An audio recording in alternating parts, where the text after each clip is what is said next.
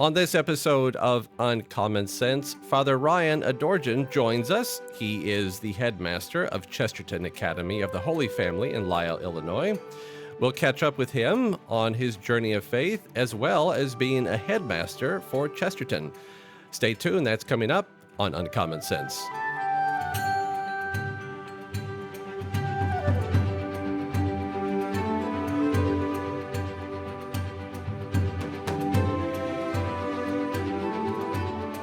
Welcome to Uncommon Sense, the official podcast of the Society of G.K. Chesterton. I am Albert Saenz, joined with my fantastic co-host, Grettelyn Darkey. Grettelyn, good morning. Hello.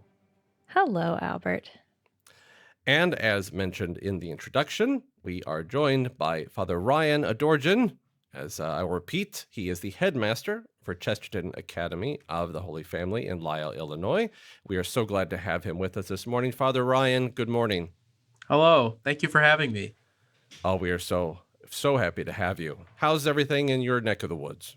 It's awesome. It's January in Chicago, and it's 40 degrees, so it's a gift and a blessing. We were outside yesterday for a little rugby time, and I got my windows open today, so it couldn't be better. Get some nice fresh air in there, huh? Exactly. And we'll pay for it, I'm sure, in April or early May, but it's worth it for now. Wonderful. So, Father Ryan, for the audience that may not be familiar with who you are, can you give them a summary of sort of your life up to this point, maybe a little bit of how you became a priest and how you ended up where you are at as a headmaster? Yeah, thank you again for having me. The joke that I always give is that I became a priest through the invocation of the Holy Spirit and the laying on of hands at the ordination mass. But that's just to say that it's totally God's work. It's been a gratuitous gift to me. One of my favorite lines in the church's liturgy is that with a brother's kindness, Jesus has called men to serve as priests in his church, and that's what it is. So I was ordained a priest in 2018, May 26, 2018. So this is almost 5 years a priest. I was 26 years old when I was ordained, and it's a wonderful life, I have to say. I was a cradle Catholic my whole life, and from a pretty faithful family, I would say. I only have one older brother. And I don't know that we had a lot of devotions, in our house in terms of family rosary and all of that stuff that you hear about a lot, but we were definitely people of faith, and I was involved in my parish growing up. And I had a very wise, shall we say, elderly priest as my pastor. He retired from my parish when I was in high school, and his witness of not just priesthood, but Christian living is what really made me say, I think that this life of a Christian person is worth it in the world that we're living today. And so he invited me all the time to consider the priesthood and to consider different ways of being involved in the parish. And that was just such an important part of my life, was that priest. The parish where I grew up did not have a Catholic school. There was no parish school there. So I am a product of public schools, a very proud product of public schools, actually. And maybe it just was where I lived growing up in a more rural area, but I just had a wonderful, wonderful experience for 12 years of public school. And I went to college then right after high school to a school here in Illinois called North Central College to be a high school English teacher. So the call to teach and educate has always been a big part of my charism in my life. And then at North Central, when I heard the call to the seminary more clearly, I guess stopped running away from the call that I'd been hearing for many years since then. To become a priest, then it was hard to leave North Central, but again, it's a gratuitous gift. The work of the Holy Spirit and the goodness of the church and of my bishop. Now I am back in education, doing what I had wanted to do before, but in a way that I never could have imagined before. And so, yeah, I just see it as a complete gift and a blessing. So it's a joyful life. The Christian life is a joyful life. The priestly life is a joyful life.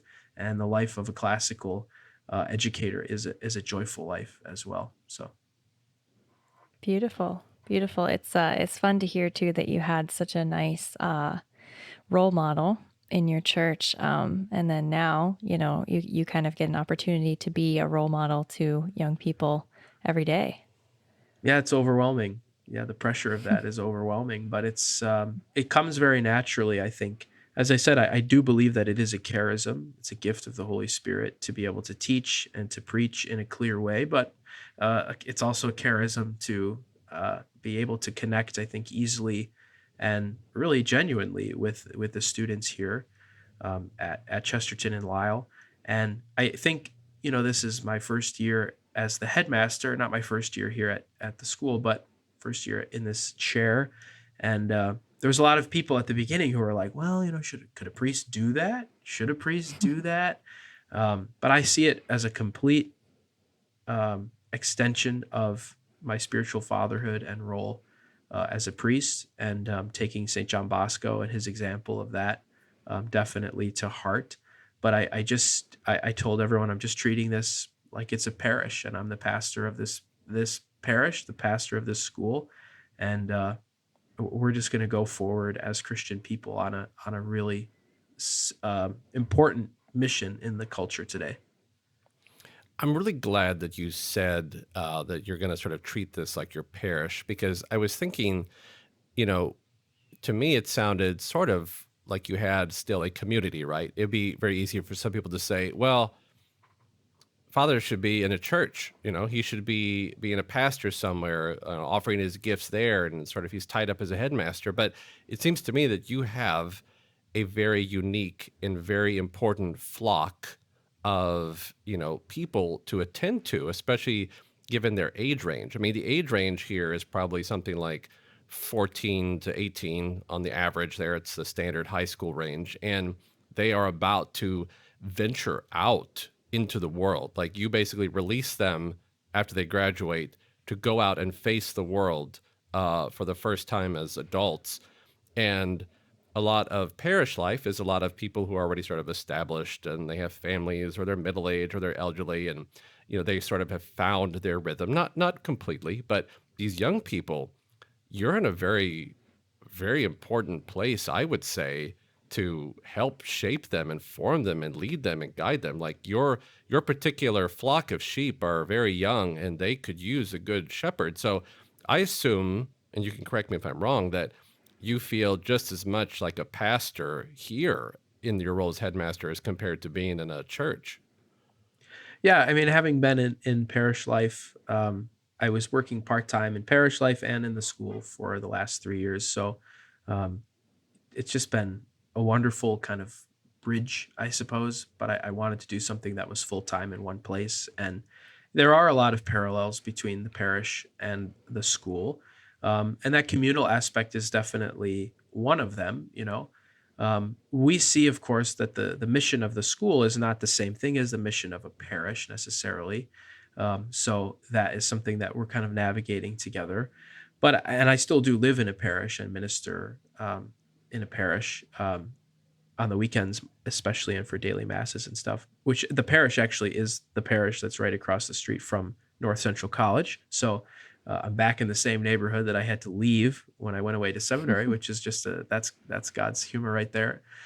But yeah, there's so many parallels, and I love this though, because if you think about most people's exposure to their parish, a lot of people, it's pretty minimal, especially young people. It's pretty minimal. It In our community, I would say we have almost 100% of mass attendance on the weekends, which is a great thing. There are Mm. very faithful families here, but because they spend 10 hours a day here and not with their families and not at their parishes, I do think that we're able to kind of flesh out a little bit more this sort of sacramental work that happens in a parish, if that makes sense. So we have a lot of kids who are involved in their parish youth groups and go on trips and to conferences and things with their parishes. But I just see like there's a real opportunity for this school to become much, much more than just an academic center, but to become a real house of formation for them. So the first thing that I did when I took over this summer was create an entire formation program, which encompassed all of the discipline stuff, but also that I call that like defensive in a way. But then you have the kind of offensive formation seminars, monthly seminars with each class that kind of travel through using the Second Vatican Council's document Apostolicam Actuositatem, which is on the formation of the laity, which spells out different categories and pillars of formation, similar to the priestly pillars of formation. So trying to say, all right, we have this great opportunity here. The students are here with us. We are responsible in some ways for providing them not just an excellent academic education, but the classical thing is that you take the whole person and form them at the same time as you're forming them intellectually, right? So just as the curriculum fits it together, it's all integrated with itself. So the rest of their kind of formation of their whole personalities can be integrated with that intellectual component. So yes, they're a young little flock, but what I will tell you is that they're a hungry flock. You know what I mean? They are a very dedicated group of young men and women. And we talk so much, I think too much about the culture, the world. It's so scary out there, etc. But here's a group of young people who are learning here to see that the only place God is ever found is in reality. And even if reality is not so great, is difficult, especially in the culture, you can still say that reality is positive because it is where God is found. So if you can learn to know him, to sense his presence, to look for him, to find him in the midst of difficulty in high school, that will be a skill that you take with you when we, as you say, release you out into the world. So yeah, we're trying to create, and this is not just art school, this is the Chesterton Network's vision, right? That we're trying to create a well-rounded person who is fully alive as a human, whose heart is on fire with love for the person of Jesus, whose brain is well formed in the intellectual tradition of the church, and also someone who's prepared to go out in charity and love of neighbor, motivated by personal maturity and love of God. Beautiful. Beautiful. It makes me think that I feel like the older I get, the further away I get from that high school age, the easier it is to forget how passionate a lot of high school kids are, and how sort of ready to be courageous and to embrace a cause. And there's so many causes out there for them, and it's just so uplifting to see the Chesterton Schools Network providing this place where they can really get their minds and their hearts around this cause of Christian joy and bring that out into the world. And that, like you said, find it in reality and not run away from reality, but run toward it well equipped and ready to And go that's the difference, and I change think. the Yeah. world. That's the difference, I think. Yeah. That if the feeling of being well equipped, is essential. I think that when it comes, especially to apologetics and the more not practical, but you know what I mean, the everyday kind of conversations that we have, the moral questions, especially, a lot of people, Christians in the world, feel ill-equipped to present, as St. Peter says, a reason for their hope, and so it comes across either as silence or as a kind of judgmental or oppressive no. But there's a middle way there, and as you say, the students here they want to take up the banner of truth. They want to know what is true, and that's true of Christians right everywhere. And that's something, as a parish priest, that I have found. A lot of times, if I preach about a difficult topic, almost always there's an applause at the end of the homily. And it's not because it was so moving what they just heard, but because you can sense that people are like, okay, this is what we wanted to know. But a lot of priests or others, they shy away from preaching what's true because they're afraid of people not liking them. And you know what? I can assure you, a lot of people don't really like me. But A lot of, and people get up and leave or whatever, but at the same Mm. time, am I doing what I've been asked to do, both as a priest and as a Christian person? And am I preaching what I know to be true? Then I've checked off both the boxes that apply to me. And I would just say, I think the kids think it's strange when I tell them this, but they are just as much a role model to me as I Mm. might be to them. That I am inspired by them and their commitment um, to learning what is true and to sticking through difficult questions, to engage with that, and just their creativity, their joie de vivre, right? Their zest for living. Oh my gosh, it inspires me to live in the same way as well. Because as you both know, being an adult in the world is sometimes a very heavy thing to be. And so to take what they see, the joy that they find, and try and put it into my own life, um, that's so inspiring for me too. So it's mutually beneficial, which is I think the way it should be. We're going to take a pause there with our conversation with Father Ryan for a quick advert, and we will return to our conversation coming up next. If you enjoy Uncommon Sense, you'll love The Troubadours. Every month, Dale Alquist, Joseph Pierce, Christopher Check, William Fahey, and Dan Kerr gather live online to chat about culture and faith with a unique blend of banter and wisdom that you won't find anywhere else. Join them this month by visiting stmartinsacademy.org/troubadours today and signing up for notices. There's an episode tonight, January 17th, if you're listening on the day this episode releases.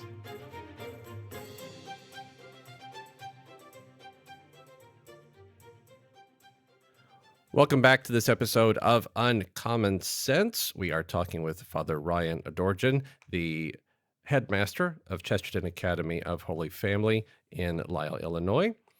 And we're going to just keep on going. So, Father, most of the other headmasters, as we know, are lay people. They're not priests. Okay. So I know you have a particular viewpoint on how you sort of serve in the world, but aside sort of from that, or maybe it's not an aside, maybe you can't separate it out, but I'm trying to get at, for you as a headmaster, what do you see your role as? You're at Chesterton Academy, you're headmaster. What is your main role in serving the students that are at your particular academy? That's a great question. Yeah, and it's sometimes people ask, well, is the headmaster of this school always going to be a priest? And the answer is no. Um, as far as I can tell, it's not always going to be me, and it's I'm not in this role, I don't think, because I'm a priest.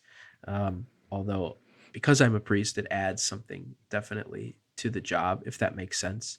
And not that I mean, I can't bifurcate myself, right? I'm going to be a priest. If I was a snowplow driver, I'd still be a priest as a snowplow driver, which would probably be Mm. kind of fun, actually. But um, I kind of split it into three categories. One of them comes naturally to me as a priest because it's very similar to the life of a pastor, which is lights, locks, and leaks. So the headmaster oversees a lot of the physical needs of the school. Do we have a building? Do we have light bulbs? Do we have pencils and paper?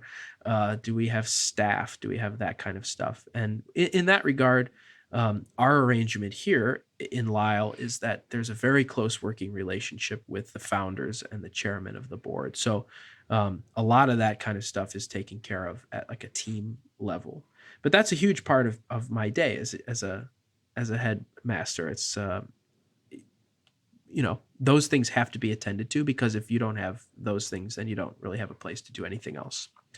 The second thing category would be just the mission of the Chesterton Schools network to provide a joyful Catholic classical education.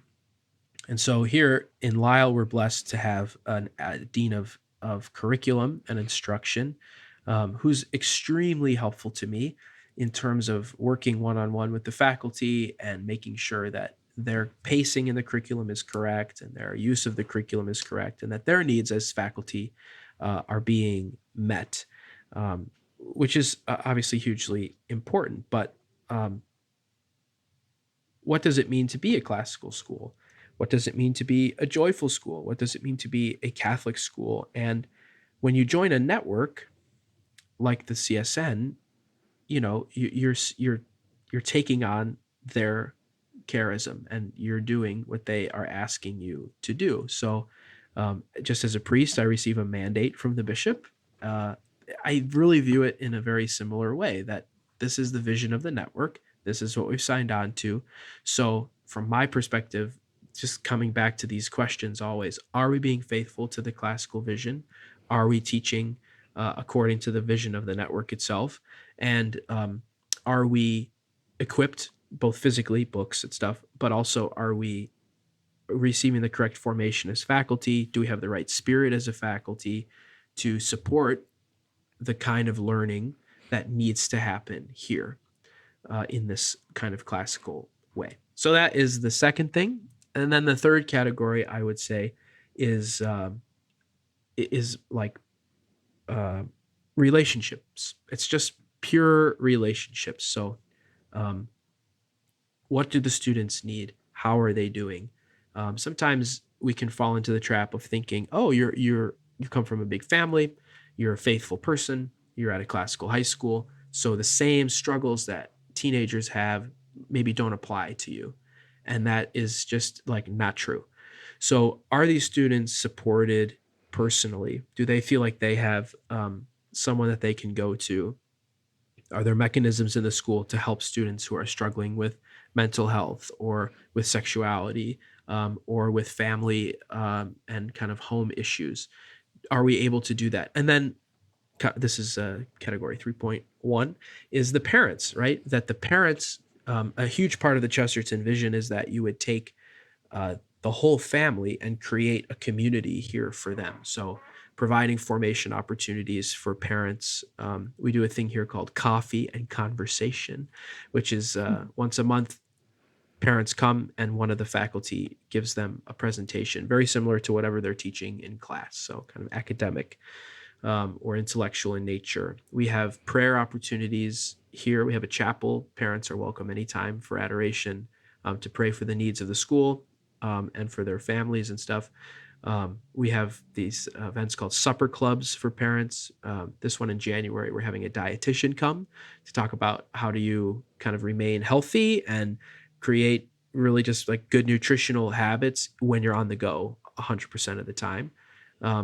So that should be a great presentation. But then just trying to bring it all together under the umbrella of what brought us here, which of course is our love for the person of Jesus Christ, who is made known through the Catholic tradition. So daily mass, prayer, we have a holy hour on the first Fridays every month. We do rosaries throughout the summer, rosaries at abortion clinics, all these different prayer opportunities. We try to make ourselves known in our own parishes. We don't do a lot of things here that sometimes are proposed because they're good customs that are already happening in parishes. So the school is not a replacement for the parish. But what happens in the school should go then and enrich your community that you're already in. So anyway, that's a very long answer, but I would say those three categories are really what motivate me.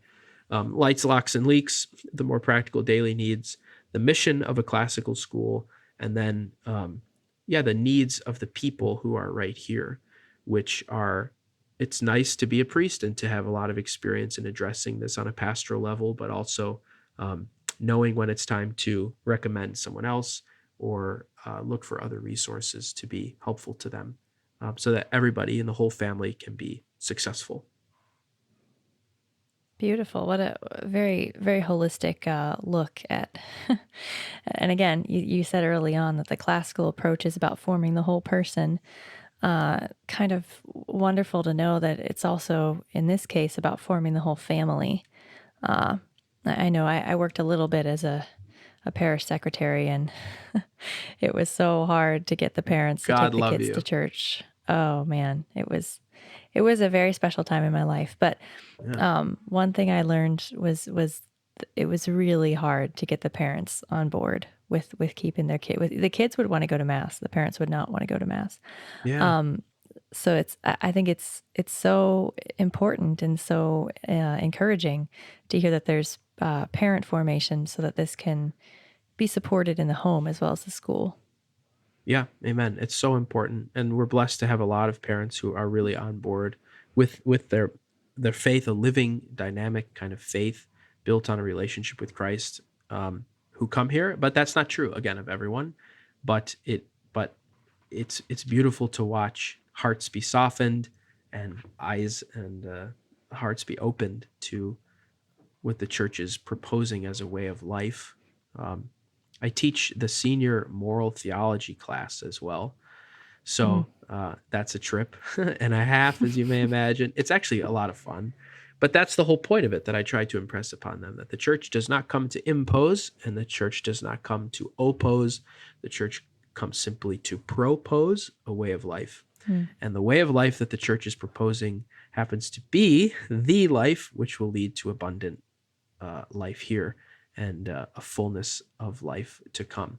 So if you just, we just talked about this morning, it's why it's on my mind at Mass, that, we were talking about vocations, but if we just let ourselves stop letting all of the things that come into our mind right away as to all the reasons why we shouldn't be priests or nuns or why we shouldn't be giving ourselves more fully to the Christian life. If you just like say, okay, those are fine, and then put them to the side and then let yourself consider for like 15 seconds that maybe you could do it and you could be happy, that could be the start of a whole new way of life. But it Mm. requires that, and it sometimes is very difficult. I would say that that's a really good piece of advice for people who are not sure if they should start their family yet, too. Yeah. Yeah. It's a For big, whatever scary reason. leap. Whatever It's a big, huge scary leap. leap. Yeah, but yeah, that's a beautiful sort of mental exercise. So, Father, I'm going to propose a question as if assuming that there is a parent, and maybe you've actually had this conversation with some parents, but maybe someone who listens to this podcast and they hear, well, this sounds really great and it sounds like a really nice setup, but why should I consider sending my son or daughter to a Chesterton Academy versus some other school, some or public school? I mean, you said yourself you had a great public school experience, but what would be your sort of pitch to say you can send them to other schools, but here at Chesterton, they will get this by the time they graduate? What is the thing that would encourage a parent to sort of bring them over that you would tell them? That's a great question. Well, the first thing to say is that we're not competing with other Catholic schools. The classical model is really distinct from the more common, like college prep model of a lot of Catholic high schools. And I'll be the first one to tell you that Chesterton Academy, a classical high school of any brand, that's not the right word, sorry Dale, but you know what I mean, that it's not for everyone, and that's okay that it's not for everyone. In terms of the style of learning, right? It's just not. um, in our area, in the Chicago suburbs, a lot of our public schools are the quality of private schools, so in terms of the education that you will get. But I think that a lot of people are waking up to the idea that there is a growing rift between the values of the Christian West and the kind of postmodern West, that there's a huge rift there.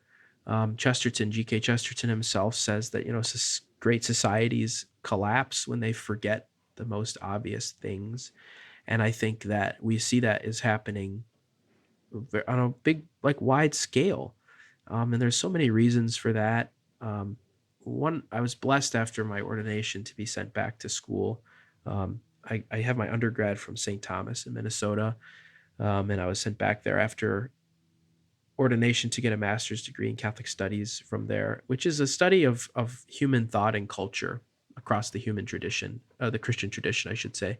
And such a gift, because it's given me a lens to kind of read the signs of the times, as Vatican II asks us to do, and look into things, but not be despairing, but also be, I think, more critical about it. And so that's something that we talk a lot about, at least here at Holy Family, is this engagement with the culture. So from an educational perspective, I'm really like trying so hard to keep my soapbox away, because otherwise we'll be here for a long time. But from an educational perspective, like the classical education is not new. It's not revolutionary. It's not untried. It's not, it's the way that people learned for a long, long time. And if you go, well, like when I talked to my grandma, for example, about what I'm doing, and she said, "Oh, so what makes it a classical school?" And I said, "Well, everybody, you know, the curriculum is integrated, blah, blah, blah. Also, everybody takes Latin, everyone takes philosophy, theology, art, dance, choir, math and science, of course, all 4 years, that the curriculum is built to be." And she just kind of interrupted and said, like, "That was my high school in the 1940s and 50s. That's just what I went Mm. through, you know." And so Catholic education was this way for a very long time.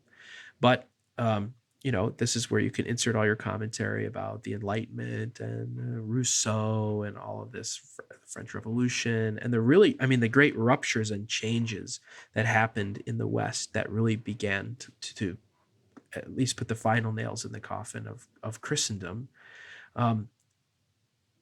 It's just so important for Christians to understand the breadth and length and height and depth of our tradition, and that like, I don't even know how to explain it, that what you get at Chesterton Academy is more than anything an understanding that as a person in this culture, you have come from somewhere, and you have not come from somewhere that the last 70 years of personalities have started to regard as unreasonable, irrational, oppressive, intolerant, etc. Because that's what we hear. And it's very hard to be a Christian in the world today. It's very hard to wear a collar in public today in a lot of places. It's very, very difficult. But once you kind of begin to see, oh my goodness, I actually am part of a huge, long-standing tradition. And it's not just about faith and morals, you know what I mean? It's a rational, reasoned out tradition that is convicting. That's the thing, that it is convincing when you encounter it.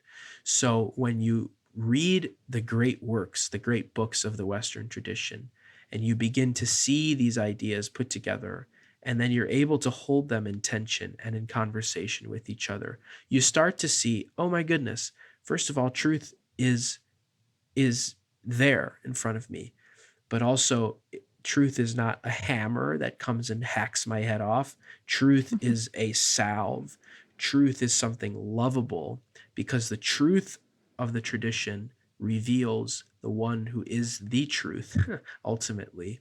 And when you learn the truth, then you begin to see that the one who is the truth is also the one who is the way and the life. And so you're able to kind of put the whole context of your life and experience into this framework and see many things at once.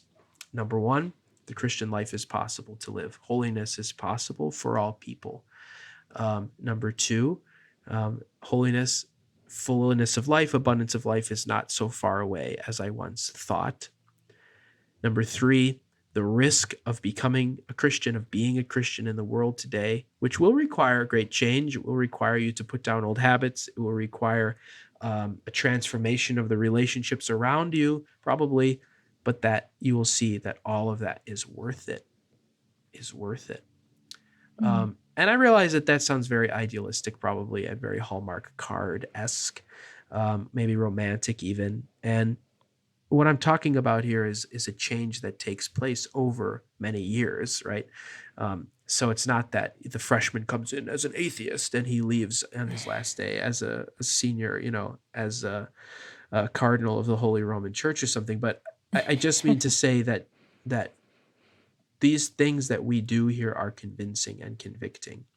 And if you compare it to other kinds of education, so Albert, to take your question just from that educational perspective, I'm not saying you're not going to get that in other high schools either, other Catholic high schools especially, but the liberal arts kind of college prep model focuses so much on get the test grade, get into the school, and be done. So lecture, lecture, lecture, lecture, test, flush from the brain, lecture, lecture, lecture, lecture, lecture, lecture, test, flush from the brain.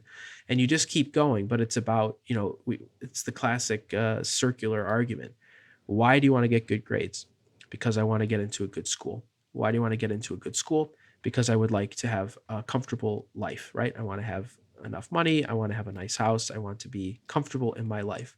Well, why do you want to be comfortable in your life? Because I want my family to be able to grow and to flourish, and I want them to go to good schools and things. And why do you want them to go to good schools? Because I want them to get into a good college. So why? So that they can, you know what I'm saying? And then it just kind of keeps going and going. I'll just end with this, that in August, right before school started, there's the publication called The Hill, the news publication. I don't read it, but someone sent me this headline that said, since the pandemic, 2 million fewer people are enrolled in public schools in the United States. And it says the pandemic is changing the way that people are educated, and many people are opting for less traditional forms of education. And I put that on the screen at our parent orientation night in August, because of course, where are they going? They're going to homeschooling, they're going to parochial schooling, and they're going to classical schools and charter schools, which are the most traditional forms of education, not the least. But even my mom works in a public school. She's worked there my whole life. And we're renting a public school building. So we engage with public school administrators all the time. And there's just a true kind of like, what are you guys doing? They wonder, like, what are you guys doing?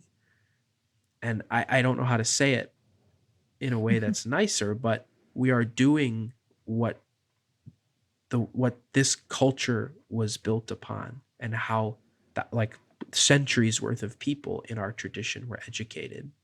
That's what we're doing. And we shouldn't have gotten away from it in the way we did in the first place. Does that mean that public school is bad? No.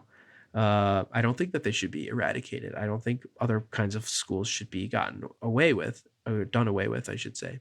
But are we focusing too much on ideas of specialization to the detriment of a breadth of knowledge? Yes, I think we are. Beautiful, beautiful. Really kind of speaks to the fact that you talked about that cycle, and it sort of doesn't leave any room for like doing something truly beautiful or truly great with your life. Even the Saint Therese kind of truly great, that you just offer your whole life for God. So it's just beautiful to, I think that's sort of evidence that you can point to in the teachings in the Chesterton Academy, that these are things that this kind of tradition actually produces beauty, produces wonder, produces people who are doing more with their lives than just trying to get through and trying to be comfortable. Beautiful. But what is the more that they are doing, right? By the world standards, a lot of it is less, right? Yes. But these are people, and this is why the world has never been able to figure out the Christian, because in the world's eyes, it's less, right? It's poverty, it's simplicity, it's quiet. But at the same time, why are these people so joyful?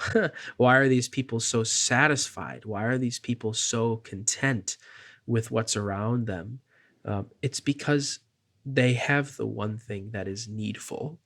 And the one that they have has told them that he is the one thing needful. And if they give themselves to him, they will have everything else thrown in, packed down, overflowing into their laps. So you Amen. cannot fake the hundredfold. And that's the most convincing evidence of the Christian life. You cannot fake the hundredfold. The hundredfold is given to you. And when you see someone who has received the hundredfold, you say, I want what they want. Amen. Beautiful. I think that's going to be a really good place to send you my last question, because we got to wrap up here. So I'm going to ask you to be a little brief on this answer, but I bet you can be, because you've kind of covered most of it. So you talk about, you talk about you cannot miss the gift of the hundredfold. You've been able to be in this academy for a few years. You've been able to watch as some of the students progress through. You've seen some of them graduate. What has been the largest sort of formation or transition that you've seen in these young people that come in and start in one place and then end at their senior year? Does that make sense? Mm-hmm. Yeah. The answer is gratitude. That's the answer. Was that brief enough? Yes, that was great. Super. That's the show, ladies and gentlemen. Yes, Thank you so good much. night. Good night. A movement from youthful cynicism, a movement from the jadedness that the world produces to true gratitude. That, I think, is the biggest move. That I'm grateful to be alive. I'm grateful for what has happened to me. I'm grateful for this person named Jesus, whom I have encountered. And I am able to see the world in a new way. Again, a lot of Christians are tempted to look out at the world landscape and say, terrible place, God, let's get a flood. Let's get some fire and brimstone. Let's blow it all up. But no, Father Giussani says, how beautiful is the world and how great is God.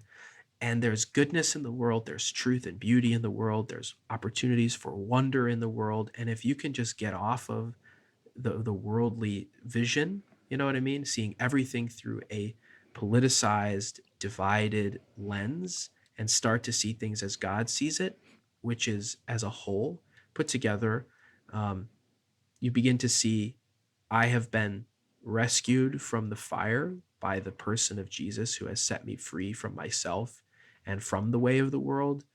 And that this produces joy, this produces authentic relationships, this produces sincerity, this produces vulnerability, this produces all these things that make life worth living. You start to live life in a different way, with a different vision, in a truly grateful way for what has happened to me and for who I have become. And I've seen it all these years at Chesterton. I've seen it every single year, and not just one or two, but I mean on a wide scale, that they come in, it's hard, school is hard, work is tough, but they begin to see that they are changing and growing into the young men and women that they want to become.